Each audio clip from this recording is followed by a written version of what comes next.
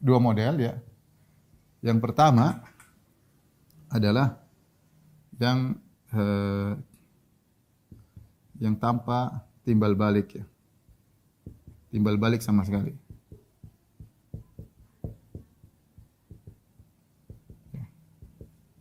Seperti yang dilakukan orang lewat jalan dia, kemudian dia pajakin, lewat kampung dia dipajakin, dan inilah kebiasaan kaum Syuaib. Seperti apa kalau lewat kampung dia dipajakin. Lewat kampung dia, kampungnya maka dipajakin, maka dipalak misalnya. Apa dasar kalau cuma lewat ini bumi milik Allah ya, kamu kebetulan punya kemudian lewat dipajakin, apa alasannya ya? Atau kemudian misalnya ya lewat pelabuhannya dipajakin ya.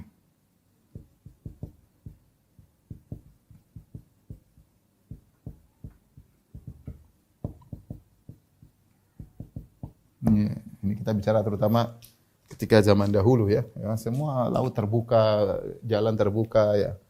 Ya, semua jadi pajak-pajakin. Ini kebiasaan kaum Syuaib.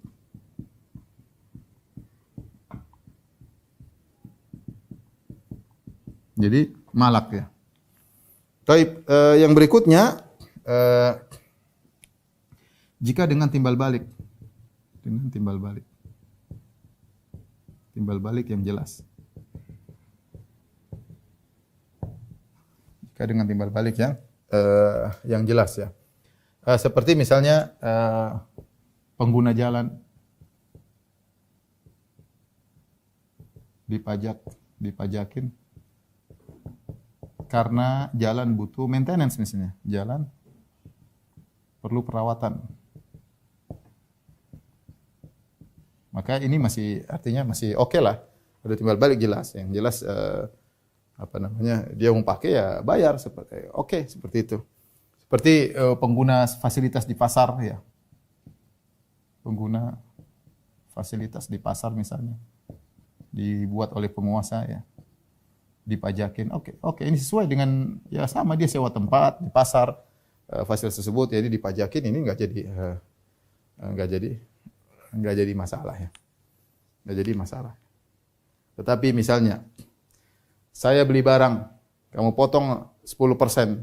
Apa hubungannya dengan kamu gitu? Saya A, B dan C. Saya beli barang dengan B. Kemudian si C enggak ada hubungan antara saya dengan A dan si B. Si C kemudian motongin 10% dari harga beli tersebut atau suruh saya nambah 10%. Apa hubungan Anda dengan saya dan si B? Enggak ada hubungan ya. Enggak ada jasamu kepada saya sehingga saya harus membayar potong 10% kau ambil ya. Nah, seperti itu yang tidak ada timbal balik maka masuk dalam hal ini ya. Praktek yang tanpa timbal balik maka hukum asalnya adalah haram ya. Ini pun misalnya penggunaan pengguna jalan dipajakin karena perlu ya. Ini pun kata para ulama ini pun jika penguasa memiliki uang yang cukup maka tidak boleh menarik pajak. Maka tidak perlu narik pajak. Ya, karena memang uang negara untuk masyarakat karena harta negara untuk kesejahteraan rakyat.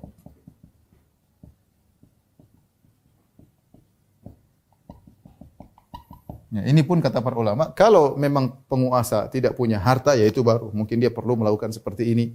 Yang penting ada timbal balik, gunakan jalan silakan bayar, gunakan fasilitas silakan bayar, gunakan bandara silakan bayar, gunakan misalnya pelabuhan bayar ya, karena ini semua butuh perawatan dan yang lain dan penguasa lagi tidak punya tidak punya uang ya. Kalau dia punya uang maka tidak boleh. Tidak boleh ya, karena hukum asalnya memang uang negara lah untuk kesejahteraan kesejahteraan rakyat ya. Ya. Taib, adapun termasuk yang tanpa timbal balik,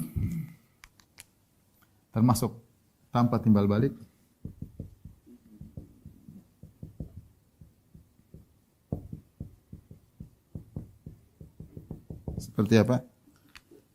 pajak apa namanya? Pajak beli rumah, beli tanah. Apa hubungannya? Kenapa saya harus bayar? Ini kita bicara hukum asal ya. Saya transaksi antara A dan si B. Kenapa kemudian pihak C harus ngambil dari A dan dari si B? Apa hubungannya? Ya, apa hubungannya? Nanti kalau saya dia ngurus, ya saya bayar. Urusan apa, urusannya aduh. Itu lain cerita. Tapi saya sekedar beli saja. Kemudian dipotong, apa alasannya? Ya, itu tanpa timbal balik. Dan ini hukum asalnya haram. Mengambil uang tanpa ada keridhaan. Kemudian misalnya penghasilan dipotong.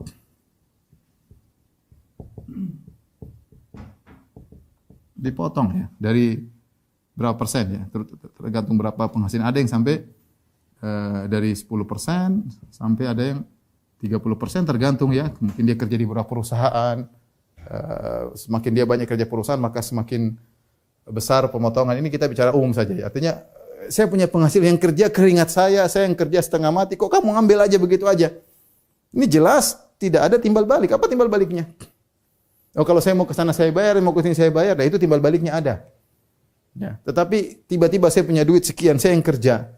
Dan semua ada kalau perlu saya bayar, tiba-tiba saya dipotong 10%, 20%, 30%, itu haram hukumnya. Ya. Orang yang diambil sakit hati. Ya. Nggak boleh ya. Ini apa? Tanpa timbal balik. Tanpa timbal balik. Maka hukum asalnya adalah hukumnya haram. Ya. Hukum asalnya adalah haram. Ya. Intinya, hukum asal mengambil pajak-pajak tanpa ada timbal balik, maka hukum asalnya haram. Adapun kalau ada timbal balik, oke lah. Timbal balik pun diatur ya, sesuai dengan keadilan. Kalau memang dia gunakan sekian, bayar sekian. Kalau enggak, maka enggak. Seperti itu ya. Adapun semuanya dipajakin, maka hukumnya adalah haram. Ini boleh, jadi pajak ini hukum asalnya adalah haram. Ya. Hukum asal pajak adalah haram, dosa besar. Diperbolehkan jika dalam kondisi darurat.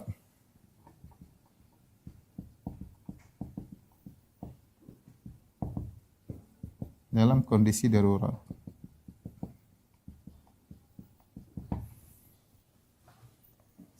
Misalnya, suatu negara Islam misalnya, dia sudah mengerjakan zakat, menarik zakat seluruhnya, kemudian sudah peraturan, kemudian tahu-tahu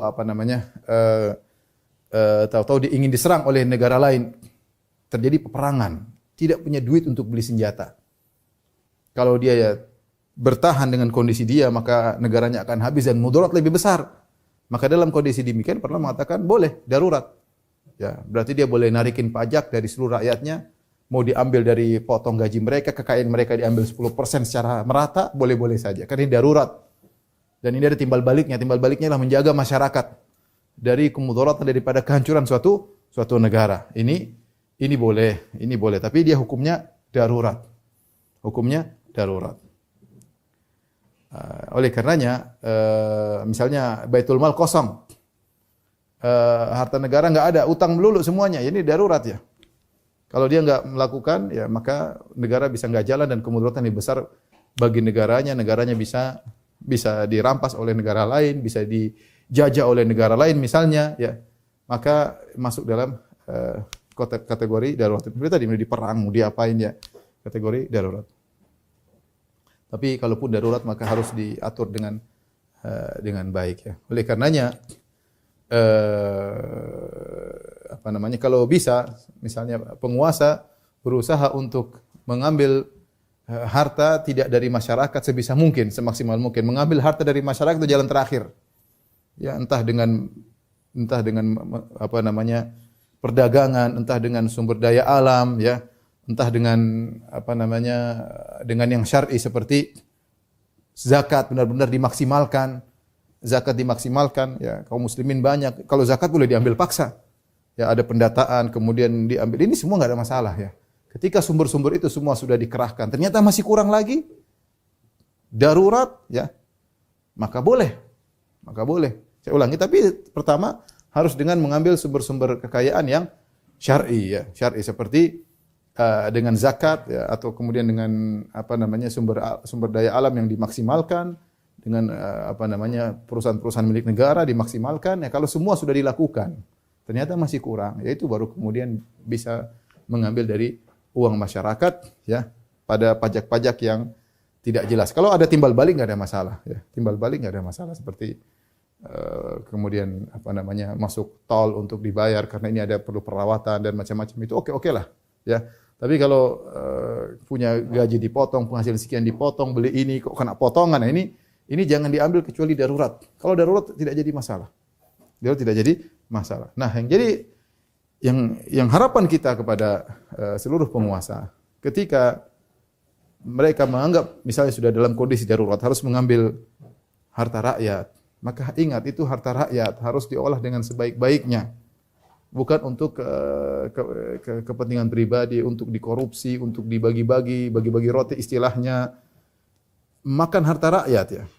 Sebagian ulama memandang bahwasanya kalau seorang menjadi pejabat, dia harusnya seperti mengelola harta anak yatim. Harta anak yatim, misalnya ada anak yatim orang tuanya meninggal, terus meninggalkan harta yang banyak. Saya misalnya pamannya. Saya ngurusin anak, saya boleh makan dari hasil harta tersebut, tapi secukupnya. Kalau saya sudah cukup, saya tidak perlu. Saya tidak perlu ngambil dari harta anak yatim tersebut. Tapi kalau saya enggak punya, saya boleh makan secukupnya. Bukan untuk bermewah-mewah, bukan untuk berfoya-foya, enggak, ini harta rakyat, harta dari keringat masyarakat. Nabi SAW mengatakan, "Inna rijalan yatakhawaduna fi mali llahi bighairi haqq, falahumun naru yaumal qiyamah." Sungguhnya ada beberapa orang-orang yang mereka menggunakan harta Allah, itu harta negara, tanpa hak, bagi mereka api neraka pada hari kiamat kelak. Masyarakat berusaha payah, kemudian sebagian orang bersenang-senang menikmati kedudukan yang dia miliki, padahal itu dari uang masyarakat. Maka semua kita bertakwa kepada Allah Subhanahu wa taala. Sungguhnya menjadi memegang jabatan adalah amanah yang luar biasa. Jika seorang mengembannya dengan baik, maka dia akan meraih pahala yang sangat besar. Dia akan meraih pahala yang sangat besar. Ya, tapi kalau dia tidak mengemban dengan baik, bayangkan dia ngambil harta orang, potong dipajak-pajakin, kemudian uangnya entah dikorupsi sama siapa, dibuang buat jalan-jalan, buat bagi-bagi roti. Ini waliyadzubillah, bagi mereka neraka pada hari kiamat kelak, bersenang-senang atas penderitaan masyarakat. Maka seorang waspada ya, ketika menjadi pejabat dia harus bertakwa kepada Allah Subhanahu wa taala, karena jabatan itu bisa mengantarkan dia ke surga kalau dia kelola dengan baik, dan bisa mengantarkan ke neraka sangat mudah, mengantarkan dia ke dalam neraka jahanam kalau dia ternyata mengelolanya tidak benar, hanya untuk kesenangannya, hanya untuk kesenangan teman-temannya, ya, maka siap-siap neraka. Silakan bersenang-senang, tidak lama kemudian kita akan diambil nyawa kita oleh Allah. Setelah itu kita akan berurusan di akhirat dengan masyarakat yang banyak. Allahul musta'an.